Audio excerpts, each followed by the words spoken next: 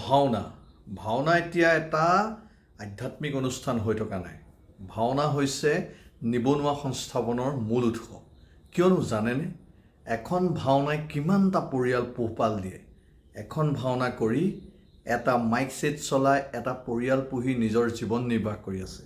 কোনোৱে আকৌ মুখত পেইণ্ট কৰাই বা বিভিন্ন ধৰণৰ ড্ৰেছ পোছাকেৰে এখন ঘৰ পুহি আছে, নিজাকৈ ঘৰ এটা সাজিছে, বিয়া বাৰু কৰাইছে। তেনেকৈ বহুতো অভিনেতাও স্বচ্ছলভাৱে আৰ্থিকভাৱে স্বচ্ছলভাৱে চলি আছে, কাকো হাত নপতাকৈ। চুৰ কৰা, ডকাইত কৰা, ডকা হকা দিয়াতকৈ এনেকুৱা ধুনীয়া এটা কাম কৰি পেলাই লগতে আধ্যাত্মিকতাৰে সংস্কৃতিটো চহকী কৰাৰ অৱদান আগবঢ়াই থকাৰ ক্ষেত্ৰত আমাৰ ডেকা ল'ৰাহঁতেনো কি বেয়া কাম কৰিছে। কোনোৱে যে কেতিয়াবা তাচ্ছিল্যসূচক মন্তব্য দিয়ে, সেই তাচ্ছিল্যসূচক মন্তব্যটো আঁতৰাই চাবচোন।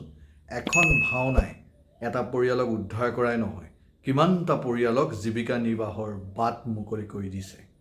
কোনোৱে মুখা বা তেনেকুৱা ধৰণৰ শিল্পৰ লগত জড়িত হৈ নিজৰ বাট মোকলাইছে। তেন্তে ভাবকচোন, এখন ভাওনাই তেতিয়াহ'লে নিবনুৱা সংস্থাপন দিছে নে নাই দিয়া?